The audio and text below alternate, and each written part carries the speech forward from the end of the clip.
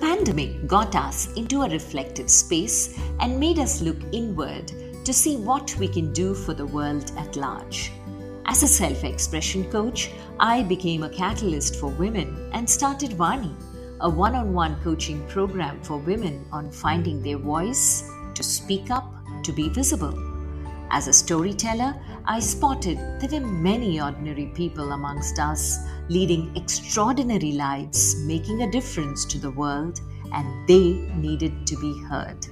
Thus was born You and I with Rashmi Shetty, where amazing personal journeys with their uniqueness and individuality are showcased. A reaffirmation of the fact, open your eyes wider, the world is far more beautiful when we acknowledge the presence of both you and I.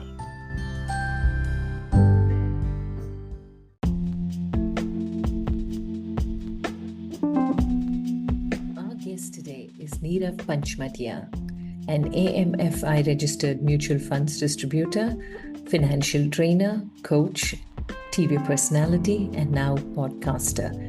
He's a chartered accountant and an MBA finance from NMIMS Mumbai. He's also done executive development programs from India's premier B schools like ISB Hyderabad, IIM Ahmedabad, IIM Bangalore, and IIM Indore.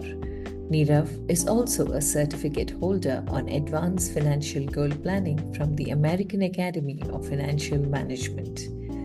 The founder CEO of AIIM Financials that manages and has till date distributed mutual funds worth more than 350 crores to 1,100 plus families spread across more than 27 cities in India and NRI clients in more than 18 countries outside. Nirav is a leading financial coach and a much sought after speaker, having conducted investment training programs across India. He's called the Warren Buffett of Nagpur and also the Warren Buffett of Vidarbha, as he has conducted more than 125 trainings pan-India on his favorite topic, investment secrets of Warren Buffett. Nirav has met his guru, Warren Buffett, more than 2 times and continues to be inspired by him. Listen in as Nirav shares his inspirational journey, the power of resilience, what women need to be more financially literate, and the inspiration from our epics, especially Draupadi. Hi Nirav, such a pleasure catching up with you after that conversation. Welcome to You and I with Rashmi Shetty. Thank you, Rashmi ji. It's a pleasure to be on your podcast, and I'm sure we both of us are going to enjoy this conversation. Completely a pleasure, because reading about you, hearing about you, and after speaking to you, I'm very curious. Your questions are very, very thought out, and you speak very measured.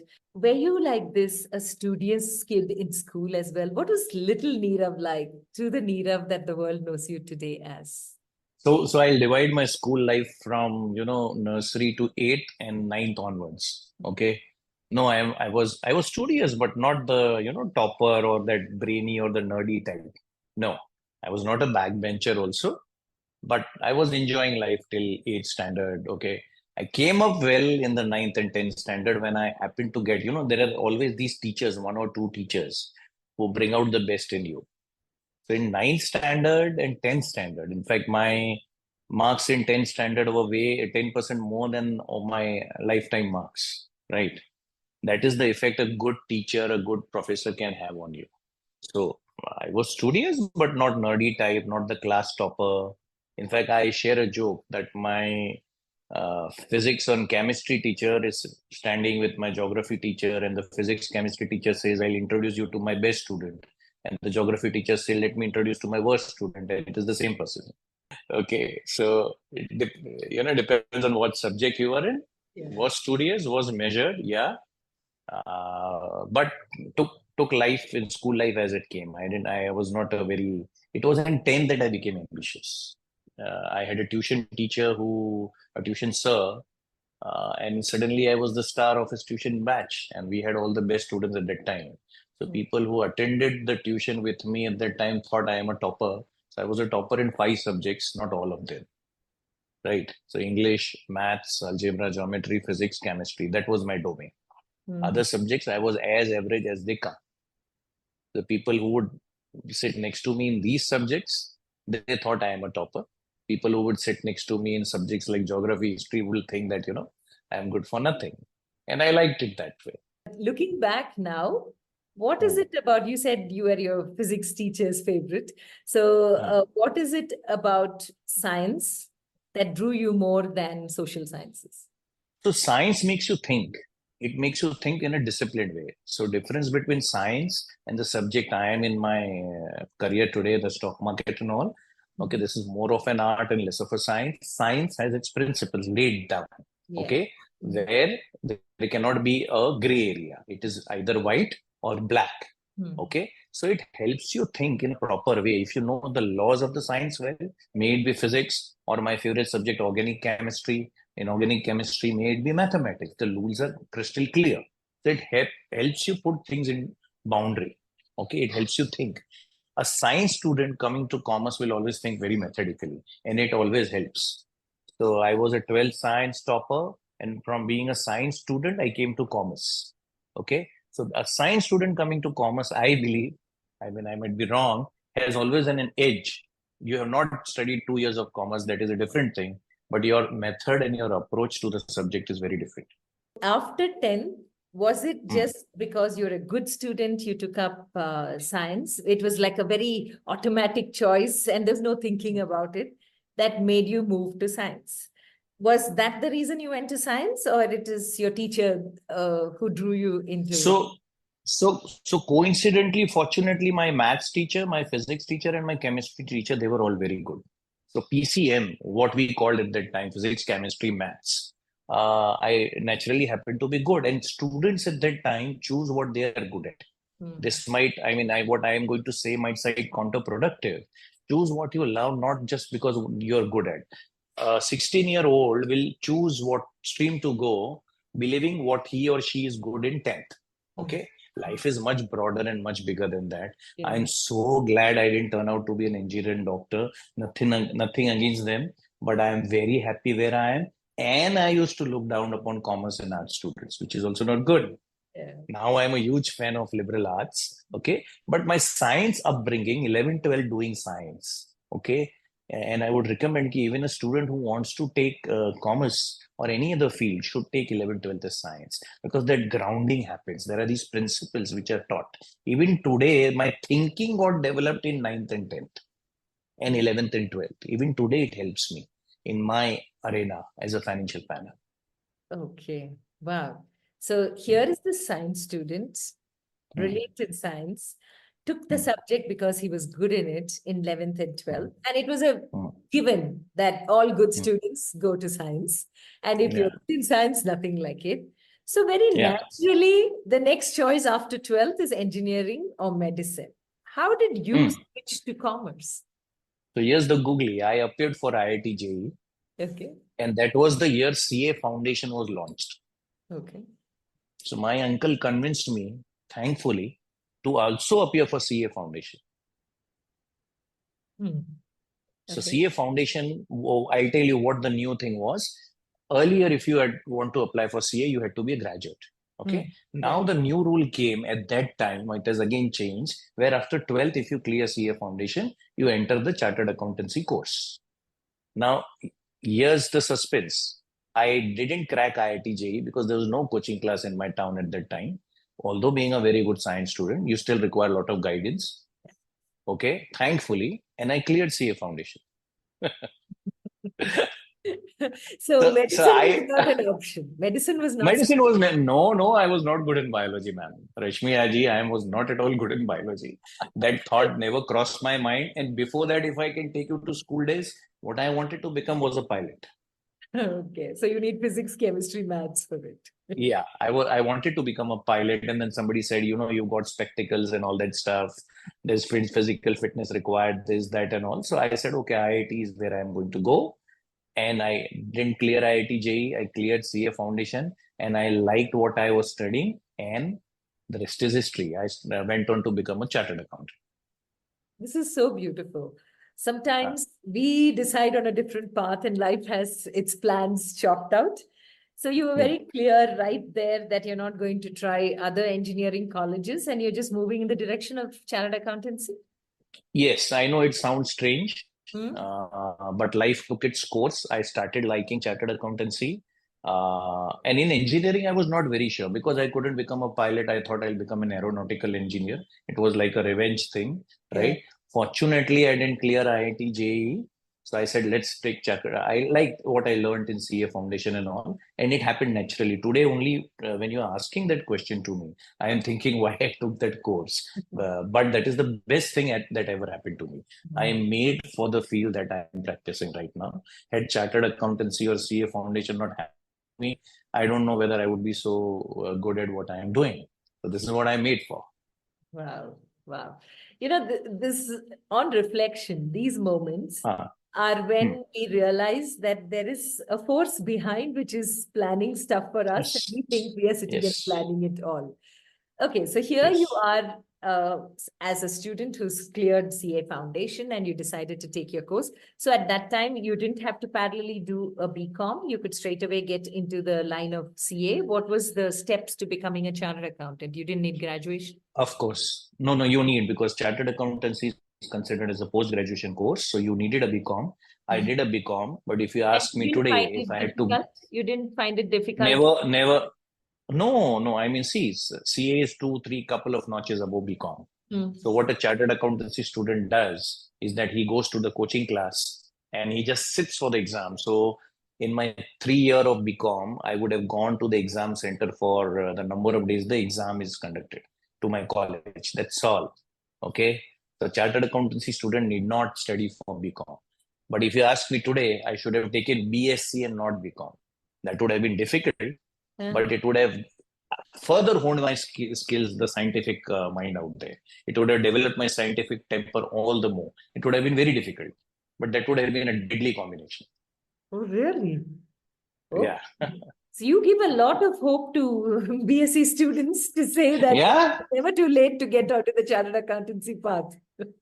Never realize that this is not the profession you want to select. You studied the subjects, whether it is science, arts. In fact, I've become a huge fan of liberal arts today. Mix and match all the subjects. So Hmm. after Warren Buffett, if I'm a fan of a gentleman who just expired, known as Charlie Munger. And Hmm. Charlie Munger, who expired at the age of 99, one of the best brains in the world of investing, along with Warren Buffett. He's a huge fan of liberal arts. I mean, you do not silofy, science, commerce, and arts. I am very much against that. Hmm. Why can't I study organic chemistry with accountancy, with law, with music? Why can't I do that? And if you go back, I podcasted on my podcast channel, Dr. Radhakrishnan Pillai, who's known as the Chanakya of modern world. Yeah. And he said the liberal arts thing was very natural to India in our ancient education knowledge. Every subject was taught to every student.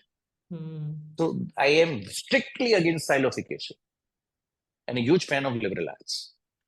Wow. Okay. Good. It actually makes sense because that's how Yeah. education is given to students outside India, where the Yeah. first year, whatever subject you choose, you kind of get a feel of all other subjects because you're too young to understand what you're cut out for. And a year of introduction allows you. So now coming back to your journey, because here you are a Mm. BCom student parallelly doing your chartered accountancy journey. And it was Mm. only reaffirming that you were cut out for this path and you were moving in this direction. Did you have time for any hobbies, passion, anything that started in school that you continued in your college and your journey then on? Unfortunately, no. The chartered accountancy course is very hectic. Okay. So I made it a point for my children. I'll say, don't do chartered accountancy. Don't go for IIT. Don't go for NEET. There'll be many people who will be very angry with me. Okay, there are other paths you can True. apply for. There are other ways to achieve the same success. Okay, Mm. life is not only entrance exams. Okay, is it worth that grind?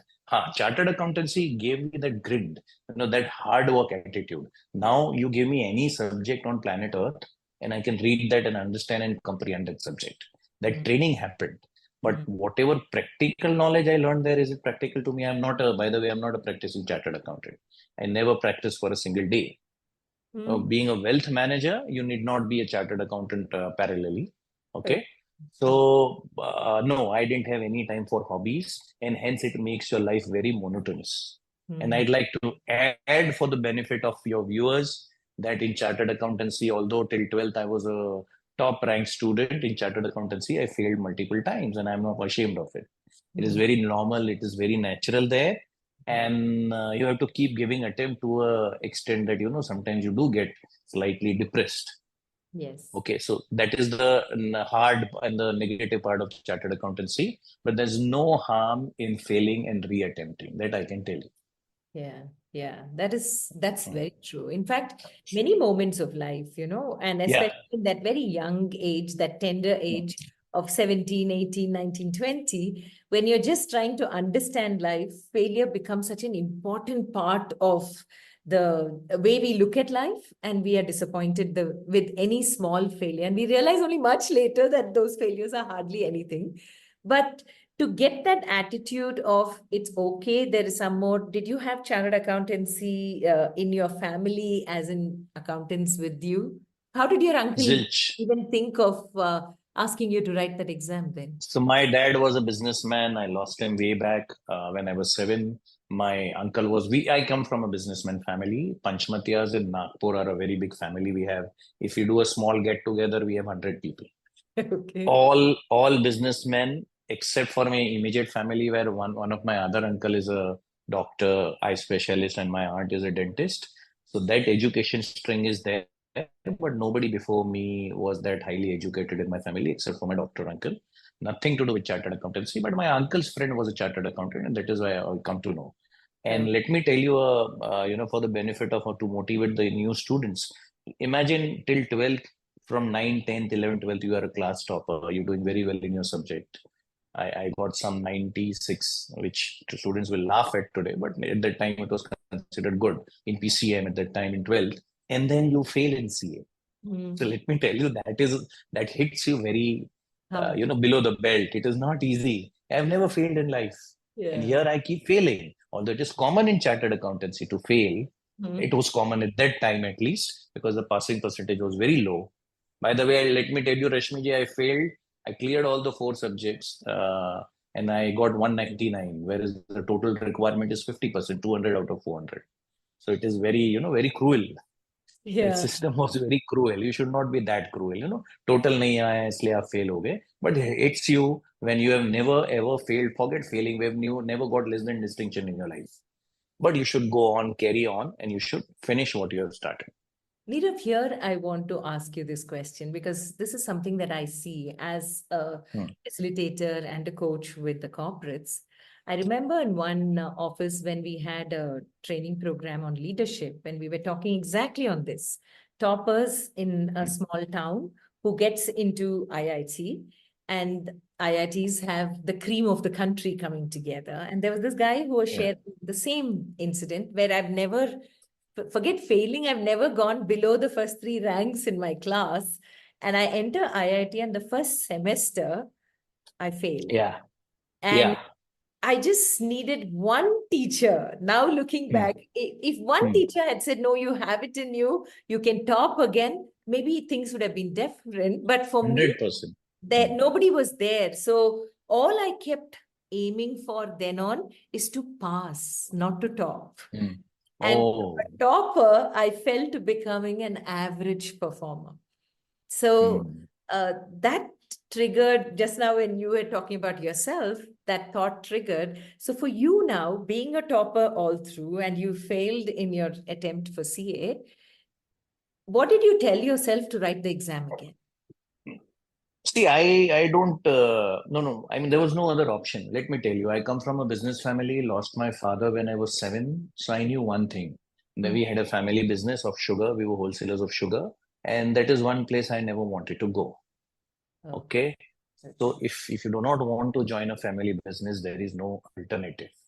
Mm. Okay. So when you're pushed to the wall, you there's no place for negative thinking. You have to work hard. So I knew the only way for me to be a success in life is education. Mm. Period. Okay, and education can take me throughout the world. Education can make whatever it can make out of you. There's no upper limit if you are educated enough.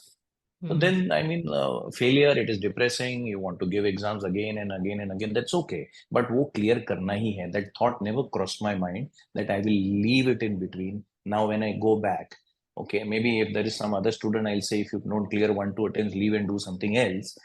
Because it wastes very expensive years of your life, very precious years of your life. But that time, that thought never crossed my mind. If I've started it, I have to complete it. Period. Okay, so here comes the next question. So I don't know whether you want to answer it, but how many attempts did you take to clear your child accounting? Oh God, you want to tell it out there? 7, 8, 9. By the way, let me tell you, along with my chartered accountancy, when I was not able to clear my final exam, I'll answer that question, no harm. If that motivates students out there, कि इतनी बार fail होके भी कोई successful हो सकता है, let it go out. Okay, so I'll answer that question. Final attempt, I was not able to clear one group. So there are two groups in intermediate and final. They call it something else today. In that process, I appeared for the entrance exam for IIMs. Okay, because I had been given an ultimatum from my uncles that if you do not clear now, you'll have to come and sit at the shop, which I didn't want to do. It motivated me. I had only 3 months left, appeared for CAT, again without preparation, without guidance, appeared for NMAT Narsi Monji aptitude test, and I was an all India topper in that entrance exam. Got an admission into Narsi Monji at that time was ranked, NMIMS was ranked 7th best school immediately after IIMs, along with SP Jain and all. Got an admission there, kept giving that attempt throughout my 2 years of MBA. So we were 6 or 7 of us who were chartered accountant, half chartered accountants, okay, which is almost like a bad word, okay, like a gali. So we were all had to clear one more attempt, kept giving attempt, completed my MBA, became MBA first, took a job with Citigroup Investment Banking, and with Citi, I did a tuition class. I'll tell you a wonderful thing about that coaching, and then cleared my CA. CA करते करते बीच में MBA भी हो गया और CA नहीं हुआ था. The answer to your question, around 8 9 attempts, probably more. I don't know. I failed 8 9 times, and still I am where I am, and I am not shy in admitting that. Let that go out to all the students who can fail and still become successful in life. Don't be depressed. That word should not be in your lexicon. Continue करना है, continue करो, alternate path लेना है, alternate path लो. लेकिन और in fact रश्मि जी, एक चीज मुझे बताना था, स्कूल में पर्पसली एक रूल आना चाहिए, if I become the education minister, कि कंपलसरी हर साल सब बच्चों को फेल करो कोई ना कोई सब्जेक्ट में. फेलियर सिखाओ उनको. फेलियर ज्यादा सिखाता है. दे से ना, failure is a good teacher, success is a bad teacher. So we keep hearing that IIT example of yourself that you gave. We know students, who are the students who commit suicide in IITs and IIMs and all, especially IITs. कभी fail नहीं हुआ और अभी fail हो गए. अरे it's a different platform, it's a different field. Failing is normal there. Okay, but उसको why make a taboo out of that? And who, in fact, I used to joke. I had a friend who cleared CA in first attempt. I cleared in multiple attempts. I said, my front is clearer than you. I studied the subject multiple times. You studied it only once. Anyway, I can give you a ride for your money. So failure should be made compulsory. गिरना सिखाइए, cycle कैसे सीखते हैं, swimming कैसे सीखते हैं, चलना कैसे सीखते हैं. So sorry, it was a long answer. Very important answer, nevertheless, because there's one more quote that I've heard in a graduation evening. The chief guest, while talking, had said that it is the backbenchers of the class who go out in society and start companies in which the front benchers work. Possible. Because at the back, they've already tasted failure. They have had all the risks to be taken, and they know it doesn't matter, which the front benchers are very scared of. And that's how the risk factor helps them later when they get out into the wide world. And you answered the question that I had coming up in my mind about where you got your resilience from. About one was your the work you did not want to do. You're very clear about that. But were you also clear what you wanted to do? Were your axis clear to you? No, not at all. And that's what, again, I want to give a message Now I got that clarity very late in life. So now many students, many parents bring their wards to me, their children to me. भाई इनको clear नहीं है क्या करना है. Or if a student tells me at 16 or at 18 I am very clear what I want to do, I doubt it. Maybe there are a few exceptions. Okay, at 18, come on. How do you know? You might know that you want to go to IIT. So I say, if you want to become a particular profession, let's say you want to become a heart specialist or a neurosurgeon, go and look at the life, spend one day with a neurosurgeon. Tell him I'll assist you in whatever way possible. Do you like that lifestyle? Just because you like biology doesn't mean you want to be a doctor. That is a myth. Just because you are good in maths in 10th doesn't mean you should be a financial planner. यहाँ अलग type का maths लगता है. Okay, तो 10th का maths अलग होता है, 12th का अलग होता है, ग्रेजुएशन का अलग होता है, प्रैक्टिकल लाइफ में it is very different. So no, I was not clear, and I am not at all ashamed at admitting that. So I use something which in multiple choice question we are taught law of elimination. So when you are given four choices, we were taught that two are completely redundant. So you can cross the two, right? Now the fight is 50-50% between the remaining two. So after I did my CA, I did my MBA, I worked at 7 different corporate jobs. And every time I changed a job, okay, I ensured that I took a job which was very, very different from the earlier one. And I was trying to discover what I like. First job, didn't like it. Second job, Citigroup investment banking, hated it.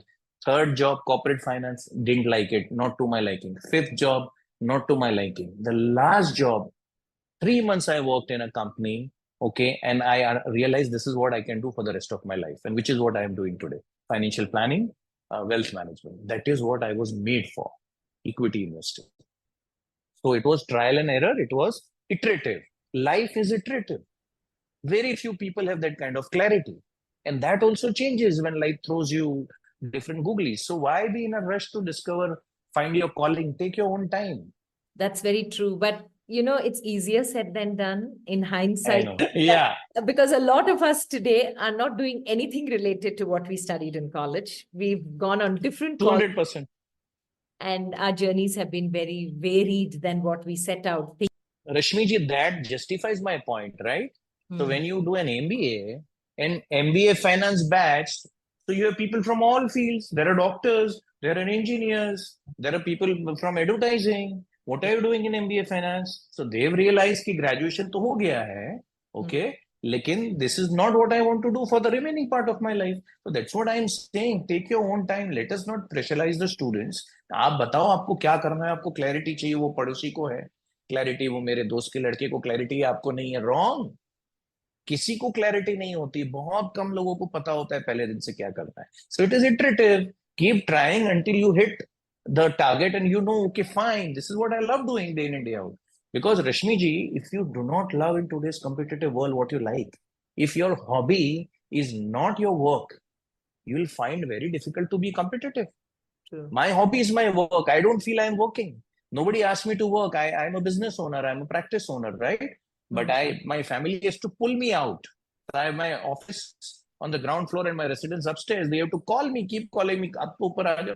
Client chala gaya, come. I feel whenever I'm sitting on my computer, I love doing what I'm doing. I don't feel I'm working. I might be lucky. I know you're wise in hindsight. But then I want others to understand this. Ki find your calling. Start with why. Take your time. No pressure. Very well said. Start with your why. And going back to your why, once you cleared chartered accountancy, I'm sure you had a huge sigh of relief. And one check was, okay, now I don't have to go to the shop. But then what was the next checks you had to do to realize getting into wealth management? Because today that's a term everybody understands. Yeah. But I'm sure at that time, it didn't have a terminology, but it was called something else. And how did you get into that space? Were there a lot of wealth managers in India? Yeah. How did you choose that space? And you quote Warren Buffett very often. In fact, you're even called the Warren Buffett of India by your friends. People call me Warren Buffett of Weather, Warren Buffett of Nagpur. Okay, let me stay. I would love if tomorrow, 10 years down the line. Okay, so I stay Warren Buffett of Nagpur. How did this entire wealth management fascinate you? And why didn't you leave Nagpur? You grew up there, you were there with a qualification like yours, an MBA from Nasimonji and a chartered accountant. I'm sure the financial capital, Mumbai, must have been the most lucrative place for you. But what drew you back to Nagpur? Can you take us through that journey of how that clarity came to you that you're not going to shift out? So again, okay, again, one more accident. So before that, can I mention a small incident? Okay. So Sure. did my MBA finance, took first job, took second job in city. Mind you, I'm still not a chartered accountant. I'm a half chartered accountant. Then I was failing in one subject, and there was this professor who was super good at it. Now my working hours were 9 a.m. in the morning in city in investment banking till 10:30, 11 in the night. Believe it or not. Okay. And no teacher would teach you during those hours after 10:30. I figured out he was a bit greedy about money. So I gave him 5 times the money, and he taught me from 11 to 12 in the night. 4 months I did that coaching, and then I aced that subject and cleared my chartered accountancy. So that was my journey. I literally begged him and I said, Aapka fees kitna hai? Let's say his fees was 10,000. I paid him 40, 50,000. I said, spend 11 to 12 in the night with me and teach me. He was kind enough to do that. He was very good. I aced that subject. I was a topper in that subject compared to all other subjects. Okay, and I cleared chartered accounts. So that's how I became chartered accountant. 1 year after I became MBA, and in my second job, along with my job, I studied that. And there's one more incident. I was a PG at that time. Why I'm telling that is not to boast about me, but let other people know and get that motivation. So if I would be at 11, so there was a cutoff time, 10:30 band ho jata tha PG. So there were many days in a week where I was sleeping outside. So I have my own small story to tell. The lady would in, and I had to cover that 11 to 12 tuition no matter what. I became a CA, worked in investment banking, I started my journey with Tata Administrative Services, which is considered the equivalent of IS in government. Okay. So in the private sector, reported as an executive assistant to the MD of a company known as Tata Honeywell, which is now Honeywell India. Now I was very young at that time and first non-IIM person to bag that particular job. Before that, Tata's never recruited anybody from a non-IIM college. So that was also a feather in my cap. After that, most of the job that I took, I only reported to either the MD or the chairman or the CEO of a company. How did it help? People who are at the top think very differently from people in the middle management. And in my entire corporate career, I never worked at middle management or at the lower management. I only worked at the top, including reporting to Mr. Kamath in ICC Group. My boss was his executive assistant. He needed one assistant. So we did work only for Mr. Kamath there. Now, in my sixth job, I landed. So I did corporate finance, didn't like it. I became an EA, didn't like it that much, but it taught you a lot. Did investment banking, hated it. And in my sixth job, after passing out from my MBA in chartered accountancy, I worked in a company where I did wealth management and I did mutual funds and I did financial planning. And I instantly realized that this is what I'm made for. 3 months in the job, I quit. Now, when I quit, I had many options to start on my own in Bombay, to shift to Hyderabad, and I had already by that time a flat of my own in Mumbai, which itself is a big achievement, right? Having your own place. And I was very comfortable. I was living in an area known as Mahavir Nagar, Kandivali West in Bombay. Loved that area. My family loved that area. But when I quit, I had already worked so much, logged so much. I was done with Bombay, done with traveling, done with the corporate life. And I took a call to come back to Nagpur, my hometown, and start as a financial planner, as a wealth manager. We were called that at that time. Now we are called as MC registered NFDs. Okay. And started on my own. So it was not a very rational decision. Mind you, my first turn came in life when I left science, came to commerce. Second, I left CA, went to BA. Third, I kept quitting jobs. I kept getting another job. And then I was doing very well in terms of salary in Bombay. So anybody would have called that a success at that time.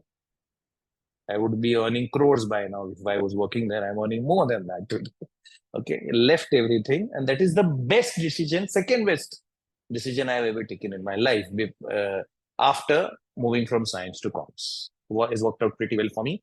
When you work on your own, when you start your own outfit, no matter how small, you discover yourself, you rediscover yourself. In a corporate world, I believe you're silofied. ये आपका department है, ये आपका role है, ये आपने करना है. You would be very lucky to get a good boss who can, appreciate what you're doing. There are many skills you might have. If you're a finance guy, maybe you also have a marketing skill, you know how to talk to people. Maybe you have HR skills, but when you start your own outfit, a small office with one staff, you have to do everything on your own. That brings out the best in you. If you have it in you, you should always start on your own. That is my recommendation. You could have still continued having your own business in Bombay or in Mumbai, as it's called now. But what made you shift?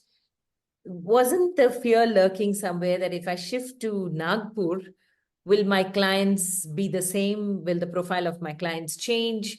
There was no fear factor within you. Was that fear factor not there? Because you said you had given up practicing chartered accountancy.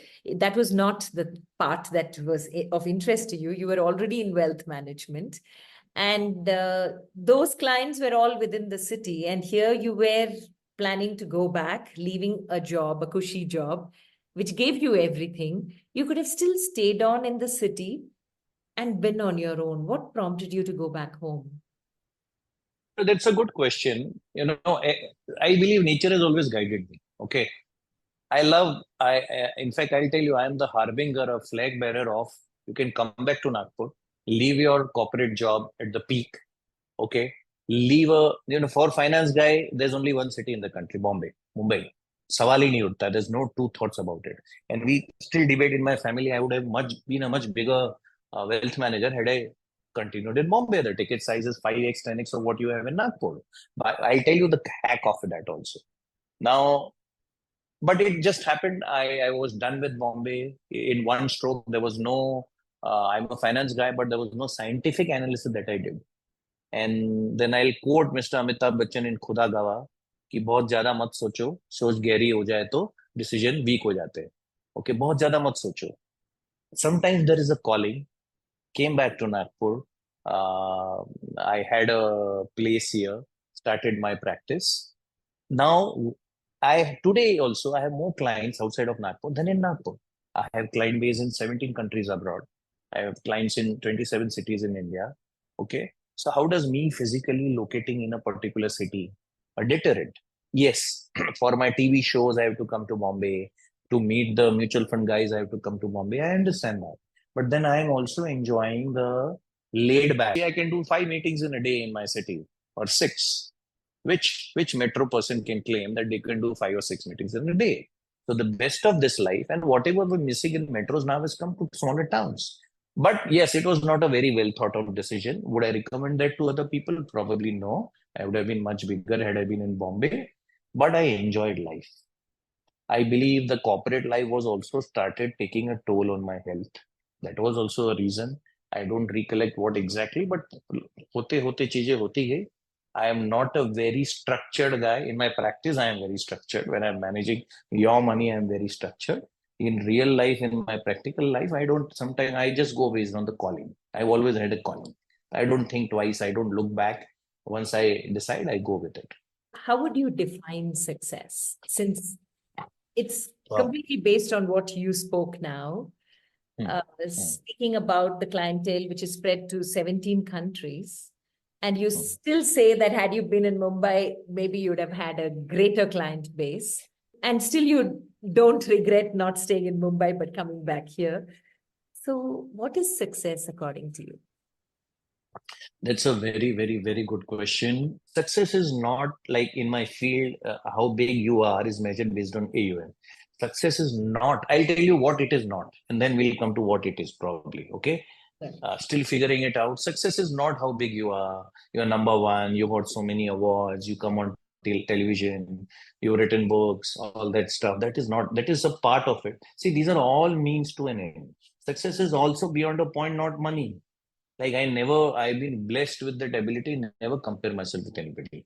I believe if you compare yourself with your colleagues or anybody, that means you're somewhere suffering from inferiority complex. You're telling कि उन्होंने जो किया वो मैं नहीं कर सकता हूँ या मैं नहीं कर सकता. क्यों नहीं कर सकते आप? आपने कभी उतना एफर्ट डाला है? उनका एफर्ट देखिए आप अपना एफर्ट डालिए.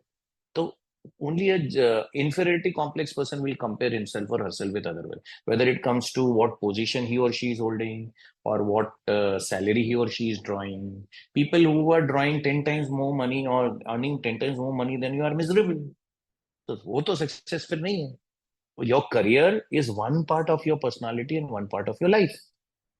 It is a means to an end. It is not the end in itself. तो वहां तो सक्सेस नहीं है कि करियर में हाँ फेलियर नहीं होना है, अपने कुछ करना है, घर चलाना है. You should earn enough to take care of your family, provide for the financial security, done.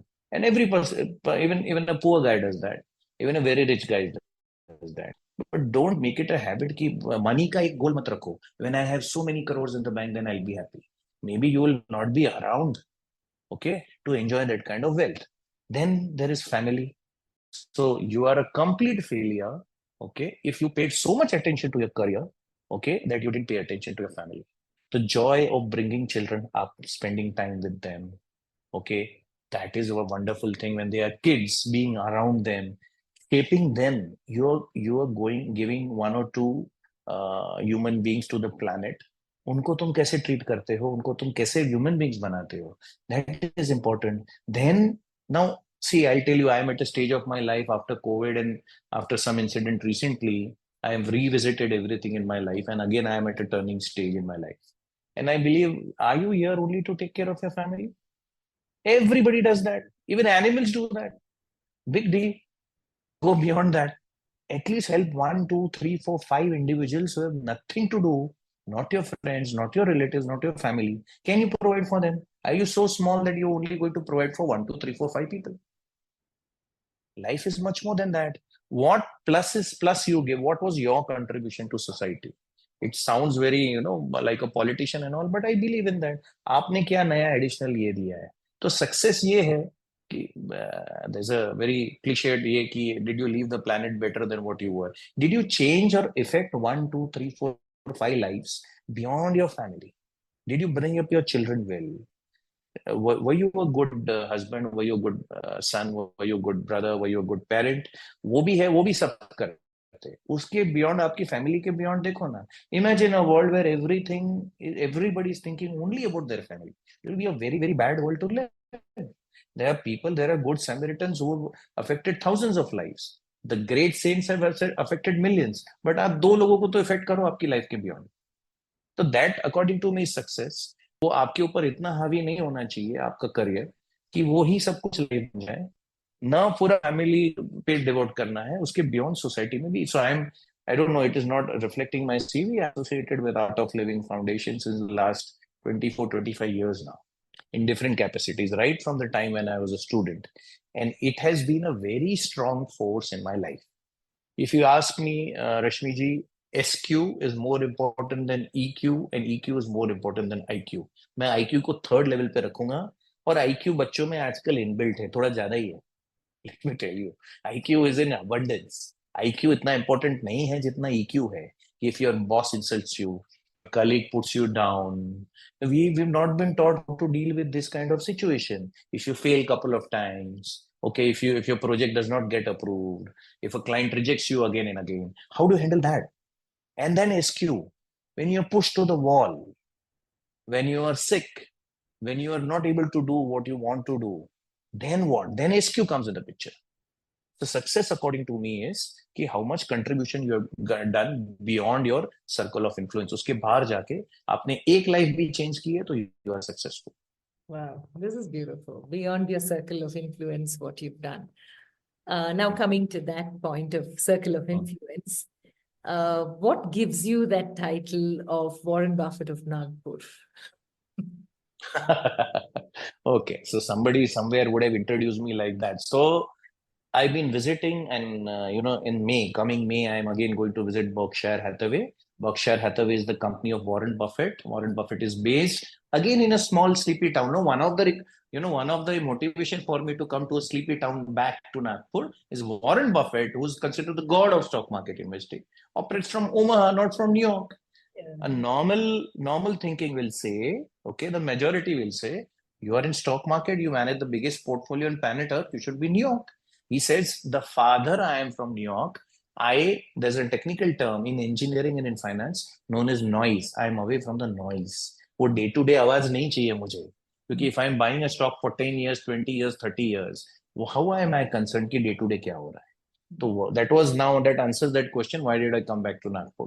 Let me stay away from Bombay, yet my life revolves around Bombay stock market. So having attended Warren Buffett for so many years, I started coaching about Warren Buffett. I have a topic, Investment Secrets of Warren Buffett. I would have covered that topic more than 120 times. I've taken more than 120 talks, seminars on Warren Buffett's style of investing across India. So it just happened. Somebody labeled me like that, and people started introducing me like that. That's a nice So, title to hold. so a wonderful title, and I equate it to our epics, Mahabharata, ki Arjun became Arjun because of Dronacharya. Yeah. Karna became Karna because of Parshuram. So I believe in today's world, on your YouTube, on your mobile phone, you can listen to the best stock market brain in the world sitting here, and I can also physically visit him. Okay. So if I wanted to understand stock market after I become a wealth manager, a financial planner, okay, which was a term used at that time, so let me learn from the best, not the second, not the third best, the best in the world on planet Earth, not the best in the country. And this is the message I also want to give to the youngsters. अपने field के number 1 के पास जाओ, number 2 में भी मत जाओ. Don't go to the second guy in the country or in the city. Go to the best in the world and learn from him. See, Warren Buffett has been compounding wealth at 65 years at 20% per annum. No person ever in future, I can give you in writing, will ever be able to do that. You might ask me, ऐसा थोड़ी आपको कैसे पता कल कोई great आएगा? 65 years wealth manage करने के लिए आपकी age 85 years होनी चाहिए. 20 years तो चाहिए start करने के लिए. एक तो long life होना चाहिए. अच्छा, there are many people who over a 10-year period, 20-year period have beaten Warren Buffett, but then they give up. They do very well. They do double of what Warren Buffett does. 25th year में they retire in their career. Okay? 65 years wealth manage करने का motivation चाहिए. 85 years की age चाहिए is 94 today. And he says, I tap dance to work. There's a book, Tap Dancing to Work, on Warren Buffett. So that is what motivates me. And by the way, Rashmi ji is a wonderful human being. He has taught me more about life than compared to about stock market. He has very basic needs. Doesn't change his car, doesn't change his frame, the spectacles that he wears. A very simpleton man, yet he can buy all the properties in the world. Yeah. So that's true. That's true. So since he's somebody who is so simple and grounded, and you've spent time with him and listened to him so many times, in one statement, can you put his learnings or his philosophy of life? Because anyway, you've done 120 talks on how the investment wow. is. Still, it is one of the toughest questions, right? You want to sum me up, if you ask me speak on Warren Buffett for 5 years, I can do that. Yeah. Saying that in one line, be grounded, be grounded. See, I believe stock market is like a person who is like a rishi, like a saint. He can become a very successful stock market investor. I believe Warren Buffett is like a saint of India. Very grounded. The market के ups and downs, life के ups and downs उनको affect नहीं करते. Okay, and if you can stay away from the noise, जो बाजार में चल रहा है, जो popular opinion है, if you can have your own thinking, if you can think for yourself, and even the experts, even people who think who are your teachers, even if you don't, in fact, there are cases when I've gone against Warren Buffett's advice. So there was this stock that Warren Buffett bought. So I bought it. He sold. I didn't sell. And I made money. He's God. For me, he's God. Yet I have my own mind because it is my own money. So that is one statement. Be your own self, be grounded, and be humble. And a good human being can be a very wealthy individual. Yeah, that's true. That's true. And talking about wealth, you're anyway into wealth management. There is one area, Nirav, that we as women are usually pointed fingers at, saying that we are not good wealth managers. Our mothers, grandmothers used to manage wealth so well that the end of the month, when there is no money, they'll pull it out of some secret space in the kitchen or under the bed. Because I remember my mother used to keep money, cash stacked up there for any emergency. So, what is it about women? And is there something that you have as a tip or something that women should remember as far as wealth management is concerned? Because today also there are a lot of us as women who think that's a male bastion, and if the men in the family take care of that, I don't have to know. But today it's a life skill. Finance is something that all of us should know. So if there are some things, or at least two things, you'd like to tell the women around how and why wealth management is important, what is it that they should definitely remember? What will they be? Thank you, Rashmi ji, for asking that question. Here is my statement on women and money, women and wealth management. Let me tell you, it is my personal goal in life to make women financially literate. Okay, it has nothing to do with my practice as what I do. It is way beyond that. Because they say if you teach a woman, you impact two households, right? Her father's house and her husband's house. Second, on balance, other thing being equal, women are better investor than men. It is a myth created in our society that men are better at managing money. It so happened that men happen to manage money. I manage money for 1,100 families across the world, and I can tell you, men are no better than women. If I have to give one notch, 1 point more to either of the two, I'll give it to a woman. Because, and I said that in a seminar, Financial Literacy for Women, that I conducted yesterday. Because the first quality of a good investor is patience. Who is more endowed with patience? Tell me that. I'm not talking about a trader and a speculator. Again, it is a myth, Rashmi ji, that you have to be good in math. Only formula that you should know is compound interest, which is taught in 5th standard or 6th standard. If you understand compound interest, if you understand power of compounding, and if you understand time value of money, that money tomorrow is compared to money today has different values. If you can understand these two concepts, कोई और math का subject करने की जरूरत नहीं है. On balance, women are better. It's just that women have not been exposed to this subject. It is my personal goal in life to make women financially literate. Women have started earning money, sometimes more than the husbands. Okay? But who will take your investing decision? My husband, my father, my brother. Are you're earning money. It's your money. It's time now we teach our daughters that you have to be financially independent. And if it is your money, you manage it on your own. Don't rely on him. Okay? And if need be, tell him I can manage your money also. But my money, I'll take my calls. It's time we teach the youngsters, the teenagers, the generation Gen Z out there, especially if you're girls, आप अपना पैसा खुद manage करोगे. Financial planning skills should be taught in 9, 10, 11, 12 in school, college before they go out in the big bad world. That is my thinking. And how do you choose your wealth manager? How to choose your wealth manager? Great. One, he has to be a good person. Ask him all the questions, all the probing questions, him or her. Don't be shy. So, first question I ask somebody, the prospects who come to me, who is managing your wealth? Mr. XYZ, Miss XYZ. Generally, it is Mr. Unfortunately. What is that guy's education qualification? And my prospect says, I don't know. I said, come on, if you have to go to a doctor, will you not cross-check what is the education qualification of the doctor? So in the world of money, why do you entrust money to somebody whose education you don't know? So the qualification in India to become an insurance and a mutual fund agent is 12th pass in cities and 10th pass. That is so bad. Your advisor, your wealth manager, whatever term you use, should be way more educated and experienced than you are. So one, first check the ethics. Let's say he or she is very highly educated, but he or she is not ethical. Now, how to find ethics? आप आदमी को पहचानना सीखो. How do you select your friends? How do you select your better half? Same rules apply here. You will be able to judge talking to him or her a couple of times that that person is good or not. Okay, ethical or not. Because an intelligent person who is non-ethical is more dangerous to you. Okay, just because he or she is qualified doesn't mean he's ethical. So rule number 0, not 1, is ethical. आदमी अच्छा है कि नहीं वो जान. Second, educational and work experience. वो पूछो. Fourth, ask him or her the question, what's in it for you? Why are you chasing me? How much are you earning from me? Now, either that person will give the right answer or the wrong answer. You will come to know because you can always cross-check it and Google that. So that person had to tell you how much he or she is going to get out of you. And if he or she tells you the truth, then go ahead with that person. These are very basics. Ask questions. You have a right. You're entrusting your money to somebody. Why are you ashamed at asking the questions? Ask how qualified you are. Give me some references. Do all the channel checks. But first, even if they tick all the boxes and if you feel that they are after your pocket, after your wallet, least interested in you as a person, do not entertain them. Especially now with the age of social media, there are so many fin influencers who are there. Yeah.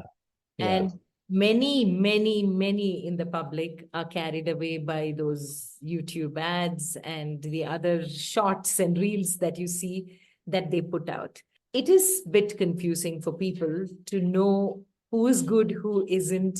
So in such cases, how do you filter out the ones who really know their job? Because as a layperson, I wouldn't know whether the person is speaking the truth or not. So is cross-checking with a qualified CA or wealth manager a better option?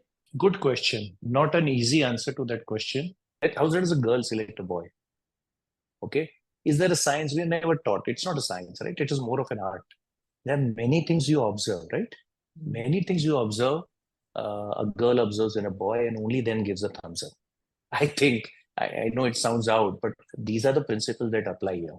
Anybody who over promises, who promises you the sky, makes tall promises, it's a big no. Because in the big bag world of investing, there are certain factors in your control, many factors not in your control. So if you come to me and say, what returns you promise me? I say, I'm not neither allowed by the regulator to promise any return or guarantee any return. Neither do I know, because things can happen. A COVID happens. If a COVID happens, can I promise you very good returns? No. I can indicate returns. So anybody who over promises or makes tall promises, it's a strict no. Anybody who talks too much about himself or herself is a strict no. Again, the same principles how you choose friends. Anybody is too arrogant, overconfident. In our stock market, they say if you're overconfident, the stock market will show you your place tomorrow morning. Okay. So these are the basics that you check. Okay. That is one of the ways. The way your girl selects a boy, the way you select your life partner, the way you take your life decisions, take your own time. And sometimes, it is the fault of the investor. You like people who tell you that I'll make too much money for you. You know from inside, from your heart. And here I'll say, bring your heart into the picture rather than your brain. आप सुनना चाहते हो, let's say one advisor tells you, I'll make 20% return per annum, which is very, very difficult. Another says 12. So I have a philosophy, under promise and over deliver. So many people, it's a turn off for them. They run away. The other guy is saying 20. Just because that person is saying 20 doesn't mean he's going to deliver it to you. बोलने को कोई कुछ भी बोल सकता है. तो basic human traits पे आप उसको evaluate करो. Unfortunately, in the world of finance, it is an economic incentive that decides. See, if I make tall promises and I convert you, let's say I'm representing a big institution, my boss will ask me, you met Miss Rashmi, did you convert her? Now, in my practice, there is no boss who gives me a target. So I can let go of clients. In fact, I let go of more clients than I take them. If I do not gel well, if your personality doesn't gel with me, I'll not take you as a client. It's okay to let go. Similarly, एक गया तो दूसरा मिलेगा, दूसरा गया तो तीसरा मिलेगा. Take your time. First, find out whether he's a good human being and is your interest aligned to his or her interest. वो आप दोनों का interest aligned है क्या? These are rare species, but you'll get them. Okay, and now that you brought COVID is something that hit all of us in different ways. Yeah. But all of us have been affected by COVID personally, professionally, but it made us look at life very practically. We have lost some, we have gained a lot as far as life lessons are concerned. And each of us had reflections from COVID. So I'm curious to know your reflections from COVID. Oh, Rashmi ji, that is a very sensitive area because I happened to visit ICU 3 times during COVID and I've seen death at very close quarters.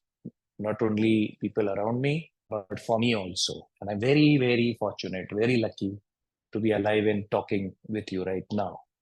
So it changed me completely. It changed me completely. completely. Other side of COVID, I can divide my life story before and after COVID. It affected me a lot, and it made you think. It made you revisit. See, I am the only breadwinner of my family.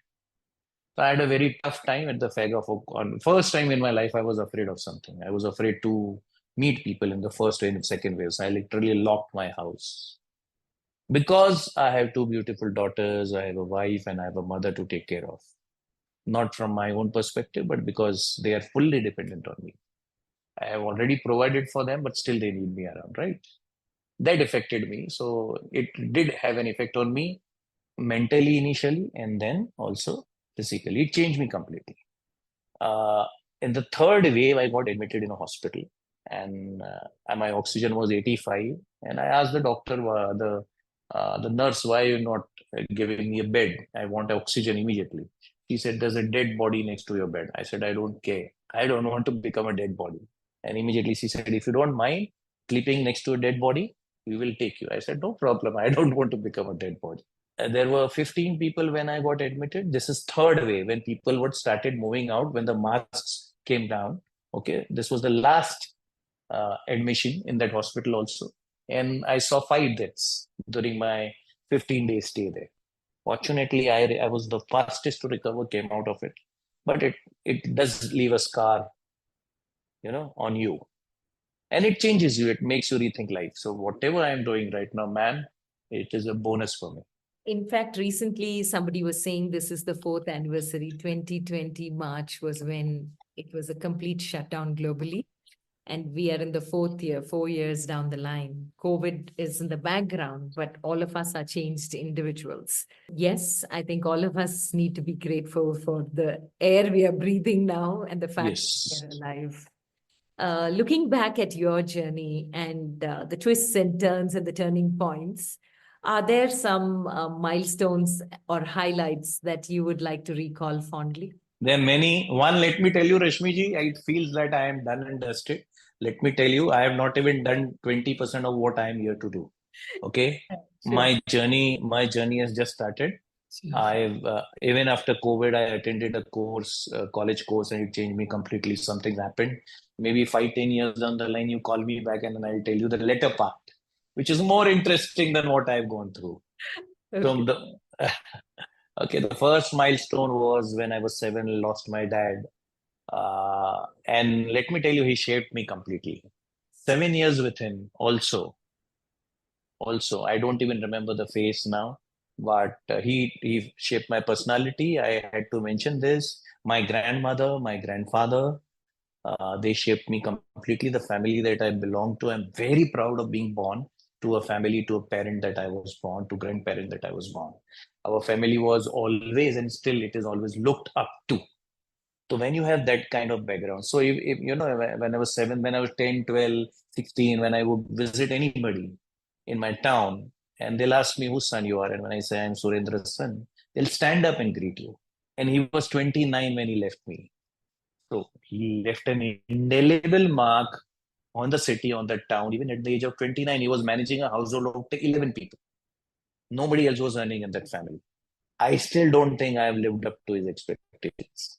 Okay.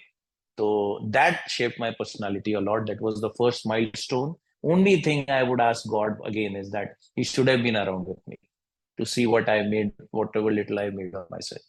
Second is when I turned from com science to commerce. This is a guy who looked down upon commerce people and ended up making a career in commerce. Third is going to MBA. It was like a bird coming out of a cage, not anymore under the protection of the family or under the restriction of the family. You're on your own. That shaped me. Another stage was leaving Bombay and coming back to Nagpur and starting as a practitioner. Started my blog, started coaching. Rashmi ji, one thing I'll tell you, I'm a born teacher. I'm a teacher and I'm a preacher. Now I'll turn a preacher. And I would like to be known as a teacher of the epics. Okay, I want to develop courses on my field. I can talk any day. You wake me up from the middle of the night, I can start speaking on Warren Buffett and stock market and mutual funds. That is done and dusted. कोई बड़ी बात नहीं है. I want to now start developing courses on Mahabharata and Ramayana. I am developing a course on Draupadi and teach the woman of the world what personality Draupadi was. Even I've been reading Mahabharata all along, और मुझे उनका ये aspect नहीं पता था that he was single-handedly managing the kingdom of Indraprastha. She was the financial planner. She was the finance minister of Indraprastha. She was everything. They say she knew every single individual in Indraprastha. And one of the reason why Duryodhana wanted Indraprastha is that everybody was leaving his kingdom and moving to Indraprastha, because Draupadi never ate before every single individual citizen of the country of Indraprastha ate. She manages so well. When Yudhishthir and the Pandavas wanted to attack somebody, they would ask Draupadi, is it a right strategy? Once Krishna and Satyabhama visited Draupadi, and Satyabhama noticed, he asked Draupadi, all your husbands are so much taken by you that they keep staring at you. All along, it's been years that you all are married. Every question that Krishna asked to Pandavas, the Pandavas looked to, and they were themselves Devputras, they were very intelligent, they were very ethical, they were very strong, they were very sharp. Yet Draupadi was the whom they would look for advice for every single major in the life. Why so? And Draupadi said, I don't know. But earlier they used to consult Kunti, now they consult me. So what kind of personality this lady was? I believe the women of today, the girls of today should study Draupadi and take motivation from that. I know this is Jara Hatke, nothing to do with our ye, but I'm developing a presentation on Draupadi, on Sita, on Gargi, who was Draupadi's teacher, the valiant woman of India that students are not aware of. And let that be a motivation to everybody. Wow. So we are in that part of the conversation, the last part where you leave us with 3 life lessons that you think. I know there are many from whatever we have spoken. I'm sure you have many, but 3 of your top life lessons that you'd like to leave us with. So nature is the best teacher, and nature has a lot to teach you. Don't think very narrow. If you're a student, you think about the next exam you hear. Once you become a graduate, you want to think about career. Once you've had your career, you want to think about the next money goal you have. And life passes by. We are not born only to have a good career and all that. That is a means. Please try and understand. Life is much more than that. The first lesson. Second, be humble, be of use to other people, not only in the family. Be an example, be a good example to people. Try to be a good example. You might not be a very popular person. Try to help 1, 2, 3, 4, 5, 7 people. Try to change lives. Life is much more than earning money, much more than career. Yes, I am never saying don't compromise on anybody. See, if you want to do charity, you have to be financially strong. If you want to help anybody, you have to be strong. So first rule, you should be strong. But before strong, be good. So you should be strong and good. Like Rashmi ji, I'll tell you, you don't have to do anything wrong in today's world to make money. Let me tell you that. कोई fraud, कोई scam, किसी को झूठ तक बोलने की जरूरत नहीं है. You can have your own principles, maintain your own dharma, and yet be very successful in life. You don't have to cut corners. You don't have to compromise. Have your principles. Have this minimum कि इसके नीचे मैं नहीं जाऊंगा. उसमें थोड़ा सा compromise हो सकता है करियर के साथ में, but at the end of the day 40, 50, 60 years later, 70 years later, when you look back at your life, what is it that you want to, what legacy you want to leave behind? That is important. Beautiful. I think if every one of us thinks of the legacy, we'll live our life far more responsibly, go a little deeper vertically to understand how we can make a difference. An honor having you, Nirav. This conversation has been so beautiful. Thank you for being on You and I with Rashmi Shetty. Learned a lot. And with all your courses and upcoming courses that you're planning, both for women, and I love the Draupadi aspect. Yeah. But I love to talk about them, especially the girl child. I'll tell you what, I also wanted to pass on this message. My objective in life, my calling is to do good for the girl child. So then you have to give them an example. We don't have enough good examples around us. Hence, I went to our epics. These were real human beings who walked the earth. Yeah. Okay. So can we learn from them, and can we develop a modern career? So again, I am going to take a call which might throw away all that I've achieved till date. Yet I am willing to risk it and start anew. So with motivation from people like you, Rashmi ji, I'll go ahead and do it. Thank you for having me. Thank you for giving me this platform. I wish Godspeed for your platform. It's a very good thing you started this podcast in COVID. And I think talking to people, bringing them on your platform, you're giving a good platform to them and people who are going to listen and get motivated. It's a wonderful thing. Thank you for having me. All the very best, Nirav, and shine on.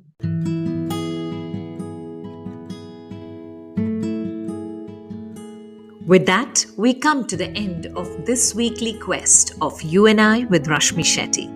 Do let us know if you know people who make the world beautiful. Write in to rashmi.thethirdeye@gmail.com. That is rashmi.thethirdeye@gmail.com. Come, let's explore this amazing world together, both you and I.